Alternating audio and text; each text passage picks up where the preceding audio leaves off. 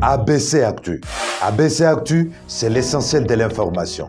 ABC Actu, c'est la politique, l'économie, le social, la culture, la religion, la science, la technologie, le développement et les divers. ABC Actu, l'essentiel de l'information pour vous, FM Prêt.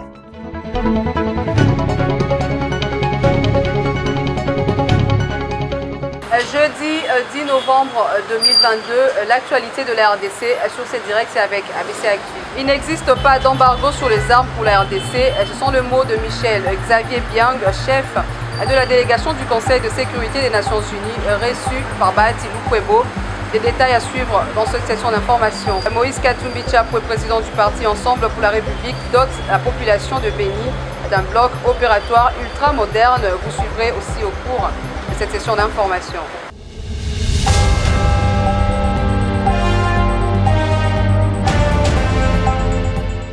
Bonsoir chez vous, le chef du gouvernement Jean-Michel Samalou Kondé, qui assiste aux travaux de la COP27 en Égypte, a pris part ce mercredi à une série d'activités, notamment la réunion consultative des hauts niveaux de chefs d'État et de la communauté de l'Afrique de l'Est, ainsi que l'échange avec la directrice générale du FMI. Poursuivant son séjour en Égypte, où il prend activement part aux travaux de la 27e conférence de parti, le chef du gouvernement congolais a eu une série d'activités en marge de cette importante conférence qui réunit plusieurs chefs d'État de différents pays membres de l'ONU. Samalou Kondé a échangé mercredi 9 novembre avec Kristalina Georgieva, la directrice générale du Fonds monétaire international. Début novembre, à Kinshasa, la conseillère du département Afrique et chef des missions du Fonds monétaire international pour la République démocratique du Congo, Mercedes Vera Martin, au terme de sa mission, avait salué de vive voix les réformes entreprises par le gouvernement congolais pour l'amélioration du climat des affaires dans la gestion de finances publiques. Le FMI ne cesse de féliciter les gouvernements congolais pour la résilience de son économie face à la crise internationale due notamment au conflit russo-ukrainien. Toujours en marge de la COP27, le Premier ministre Jean-Michel Samalou Kondé a représenté le président Félix Tshisekedi à la réunion consultative des hauts niveaux de chefs d'État et de la communauté de l'Afrique de l'Est sur la situation sécuritaire à l'Est de la RDC, réunion présidée par le président kényan. Déjà, dans son discours du haut de la tribune de la COP27, Samalou Kondé avait dénoncé l'agression rwandaise sous couvert du M23 à l'est de la RDC. Avant de boucler cette journée, le Premier ministre a visité les différents stands africains implantés dans le cadre de la COP27. En l'occurrence, il a fait un tour des stands des pays du bassin du Congo, dont celui de la RDC, en présence de membres du gouvernement présents en Égypte.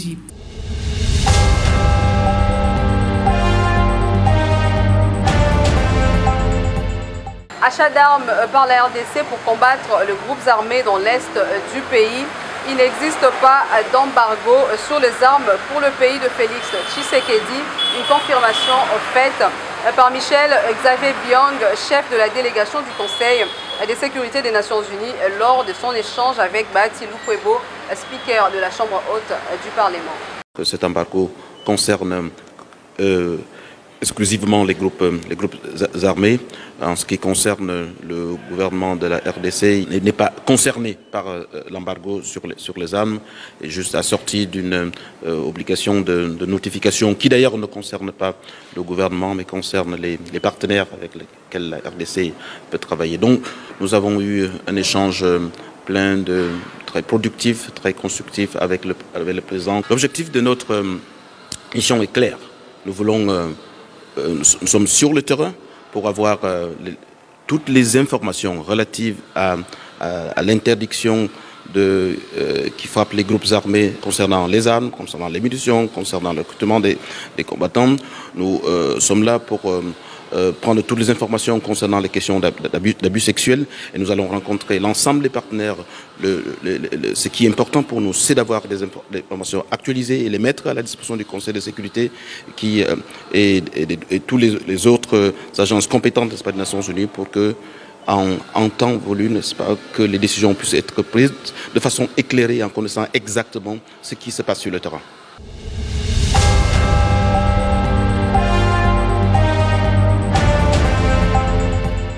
Direction à présent l'Assemblée nationale. Nous sommes venus témoigner par notre présence ici que nous nous rangeons du côté du peuple congolais et nous allons continuer à prier pour eux face à cette guerre injuste leur imposée par le Rwanda. Telles sont les déclarations du représentant de la conférence des églises de toute l'Afrique au sortir de son tête-à-tête avec Christophe Mbosso mercredi 9 novembre 2022. Le président de l'Assemblée nationale, Christophe Mbosso Nkodiapwanga, a reçu le mercredi 9 novembre 2022 en audience une délégation de la conférence des églises de toute l'Afrique, CETA, conduite par Monseigneur Martin Blaise Nyabo, vice-président de cette structure. Les religieux écuméniques africains sont allés témoigner leur solidarité envers le peuple congolais suite aux affres de la guerre injuste venue du Rwanda sous couvert des terroristes du M23. En tant que délégation de la conférence des églises de toute l'Afrique, la famille écuménique continentale, puisque notre consternation était de faire cette visite de solidarité et être avec les Congolais par la prière et aussi être témoin de leurs souffrances, puisque à l'est du Congo, il y a des conflits armés, il y a des perturbations. Donc nous sommes venus témoigner de notre solidarité vis-à-vis du peuple congolais. Nous représentons toute la famille écuménique continentale. Nous apportons un message du président de la CETA et du secrétaire général. Nous avons un programme de paix et d'accompagnement aux élections dans les différents pays. C'est dans les temps difficiles que l'on reconnaît les vrais amis, dit-on. La démarche de la famille écuménique continentale prouve une fois de plus que la République démocratique du Congo n'est pas seule.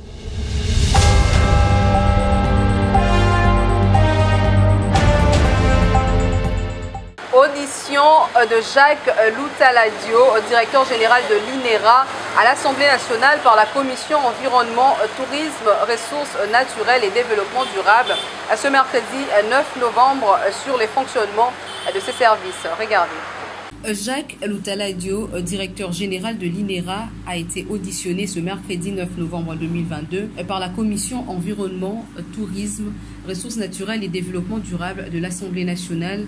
Il était question de s'enquérir du fonctionnement de cette recherche agronomique. Au sortir de cet interrogatoire, Jacques Loutaladio s'est expliqué. Nous avons été sérieusement édifiés. La plupart des collègues ont émis beaucoup d'interrogations, ils ont émis beaucoup d'observations par rapport au rôle que joue l'INERA aujourd'hui. Est-ce que c'est un rôle réel, c'est un rôle de figurant? Est-ce qu'il n'y a pas moyen de refaire les choses autrement, donc de redorer le blason de l'INERA qui, à notre entendement, est terni? Quels sont les acteurs principaux qu'il faut approcher, qu'il faut intéresser de façon à ce que l'INERA retrouve en fait sa plus belle robe. Il est à noter qu'au cours de cet exercice, de préoccupations ont été soulevées par le député national membre de cette commission. Le directeur général de l'INERA va revenir après 48 heures pour apporter de réponses à toutes ces préoccupations et de pistes de solutions pour que l'INERA soit soutenue par le gouvernement et trouve sa place dans le programme stratégique mis en place avec le programme des 145 territoires avec son volet agricole. L'INERA est toujours, rappelons-le, dans ce pays à l'avant-garde de technologie. Et on se souvient de l'huile de palme par laquelle le matériel de base est venu des Yangambi, lesquels a été ensuite cédé à la Malaisie, est devenu aujourd'hui le premier exportateur mondial. La Côte d'Ivoire et le Ghana ont bénéficié du matériel de cacao de l'INERA et la RDC par manque de ressources et d'engagement et à la traîne aujourd'hui. De son côté, le député Constantin Benguele, président de la commission, a fait savoir que le directeur général de l'INERA a été invité pour avoir un échange de points de vue sur la situation actuelle de l'INERA. Pour lui, sa commission a été largement édifiée car la plupart des membres ont formulé de préoccupations et observations par rapport au rôle que joue l'INERA.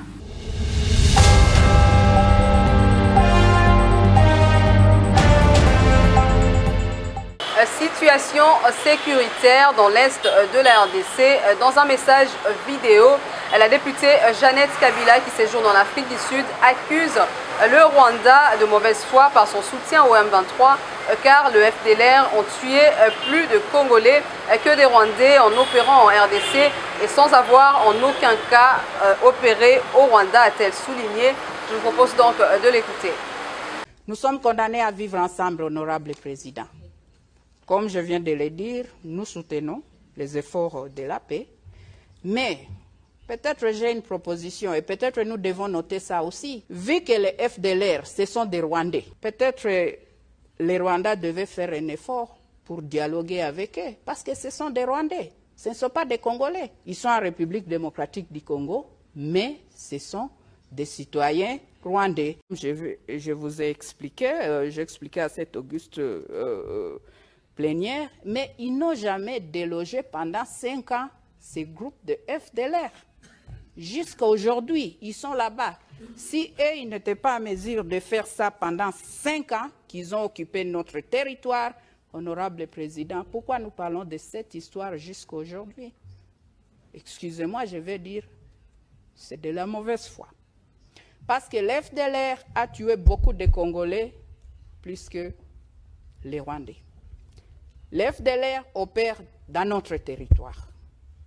Nous avons 2 345 000 km². Mais il y a des pays qui sont plus grands que nous, mais on gère les pays, c'est possible de gérer.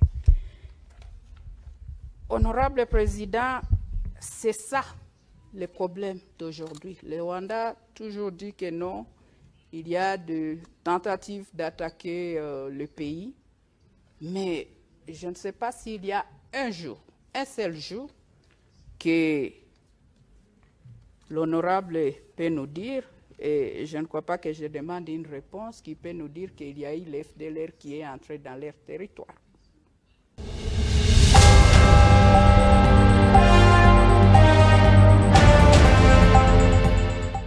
Le ministre des Affaires extérieures de l'Angola, Tete Antonio, est arrivé mercredi 9 novembre à Goma pour présenter le général angolais Joao Nassonnet au gouverneur militaire Constant Ndima, et c'est conformément à la feuille de route de Luanda.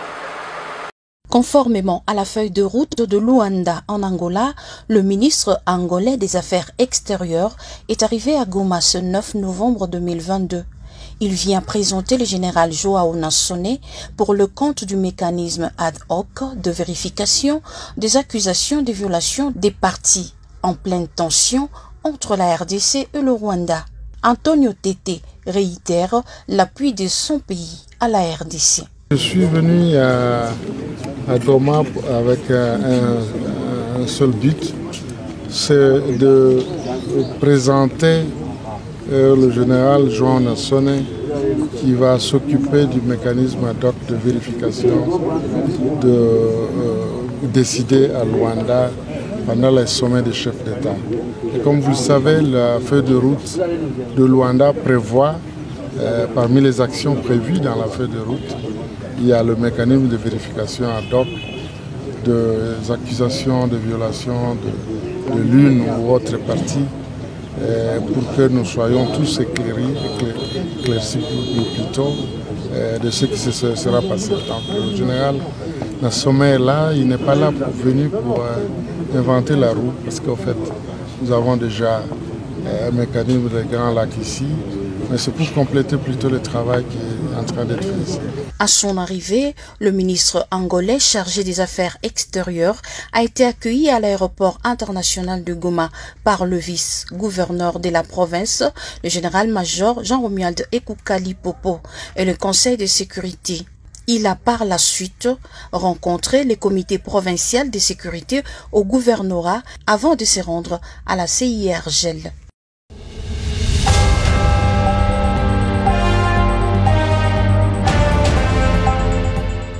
Toujours dans cette partie du pays, un bloc opératoire ultra moderne a été remis officiellement à la population de Beni ce mercredi. C'est une œuvre de Moïse Katumbi Chapoué à la population de cette contrée. Regardez.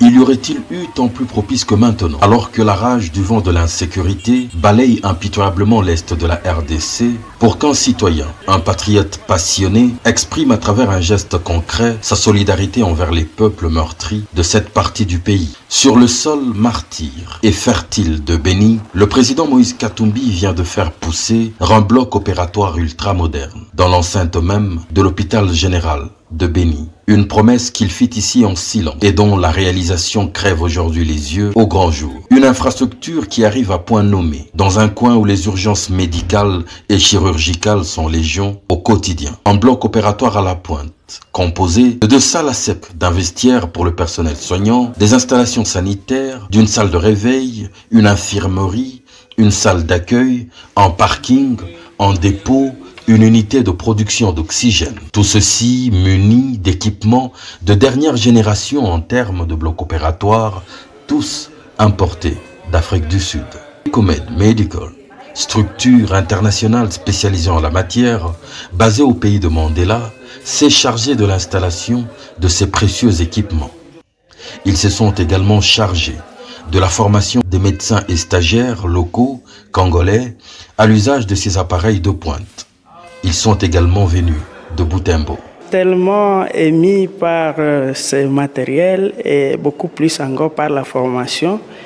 Et nous félicitons vraiment et nous réitérons nos remerciements au président Moïse Katumbi d'avoir songé à doter, non seulement doter, mais aussi construire les blocs opératoires modernes au sein de notre structure. Et il a songé à alimenter encore les mêmes blocs opératoires par les matériels sophistiqués. On y trouve tout, au grand complet.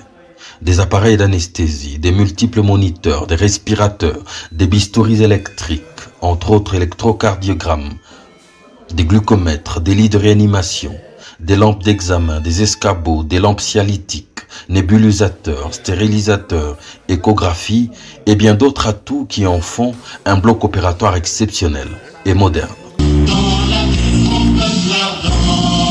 L'inauguration de ce bijou unique a eu lieu ce mercredi 9 novembre 2022. Il a alors été officiellement remis aux responsables de l'hôpital général de Béni. Cérémonie à laquelle l'ont pris part le maire militaire, le médecin chef de zone de santé, le médecin directeur ainsi que l'aumônier des malades. Les témoignages, aussi poignants les uns que les autres, ont alors plu. Je suis dans la joie. Je suis dans la joie. Les bénéficiaires, c'est mon peuple que je représente ici. Donc, dorénavant, nous avons un équipement moderne. Et nous espérons que les interventions vont se passer ici, au lieu d'aller ailleurs, aller à, c'est pas moi, à Goma, Kinshasa et ailleurs. Mais maintenant, là, à Béni, il y a des gens qui vont commencer à quitter des endroits différents pour venir se faire opérer ici. Je ne peux que le remercier.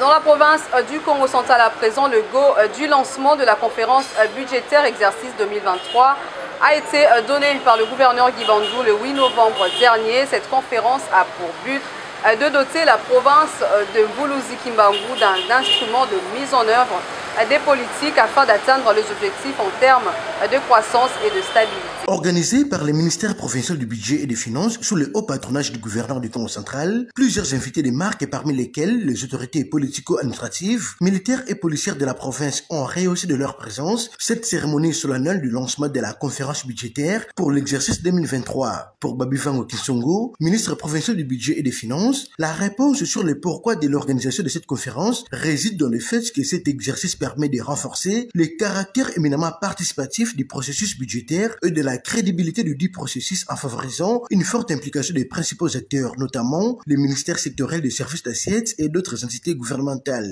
L'occasion pour l'argentier de la province de remercier les chefs de l'exécutif provincial d'avoir rendu possible la tenue de ces travaux. Mesdames et messieurs, en ce jour solennel consacré au lancement officiel des travaux d'élaboration des prévisions budgétaires au titre de l'exercice 2023, l'honneur des choix de prendre la parole en prélude du discours d'ouverture de son Excellence, Monsieur le gouverneur de la province du Congo central, pour vous souhaiter la bienvenue dans ces splendides cadres de l'hôtel Éga. Je me réjouis de votre présence en ce lieu, car elle traduit sans nul doute l'importance accordée à la structuration d'actions gouvernementales qui ont rendu possible, au travers de l'organisation des conférences budgétaires qui constituent un moment essentiel du processus budgétaire. Prenant la parole pour la circonstance, le patron de la province du Congo central, Dr Guy Banonongidi, a réaffirmé sa volonté de doter la province pour l'exercice 2023 d'un instrument de mise en œuvre des politiques en vue de permettre à l'exécutif provincial qu'il dirige de main de maître d'atteindre ses objectifs en termes de croissance et de stabilité dont les actions seront bénéfiques à l'ensemble de la population. Le budget de la province du Congo central pour l'exercice 2023, comme pour les précédents cycles budgétaires, se voudrait porteur de la volonté du gouvernement d'ériger en priorité les actions dont les effets seront bénéfiques pour l'ensemble de notre population. À cet effet, je voudrais rappeler l'obligation pour notre gouvernement de veiller à une allocation des ressources conformément aux objectifs fixés dans notre discours-programme prononcé devant l'Assemblée provinciale en juin 2022. Il s'est de souligner que cette conférence budgétaire constitue une étape fondamentale au cours de laquelle le ministère provincial du budget devra analyser et examiner des prétentions des ministères et des services provinciaux qui contribuent à la maximisation des recettes à caractère provincial.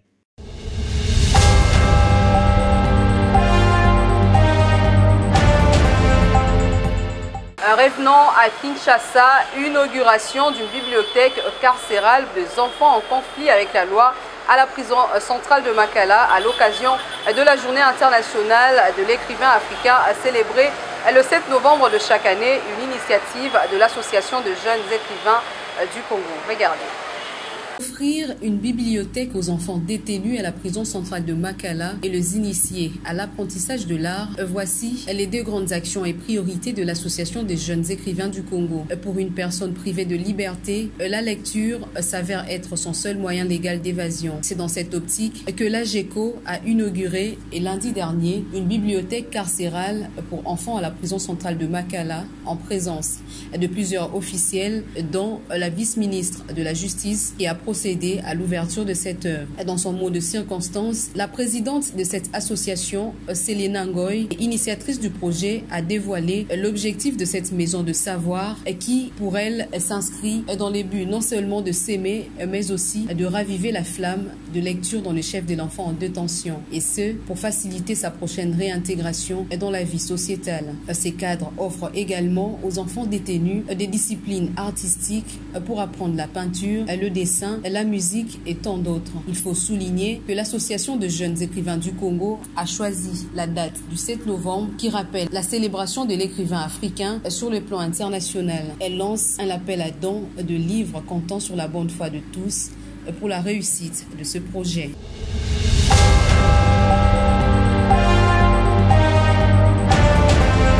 Cet élément met un terme à ces journaux. On passe à présent au rappel de titre. Il n'existe pas d'embargo sur les armes pour la RDC. Le mot de Michel Xavier Biang, chef de la délégation du Conseil de sécurité des Nations Unies reçu par Bahati Lukwebo. Vous l'avez suivi au cours de cette session d'information. Et Moïse Katumbi Chapoué, président du parti Ensemble pour la République, dote la population de Béni d'un bloc opératoire ultramoderne. Vous l'avez suivi avec tous ces détails au cours de cette session d'information. Vous avez été nombreux à nous suivre, nous vous en remercions. Bonne suite de programme sur nos antennes.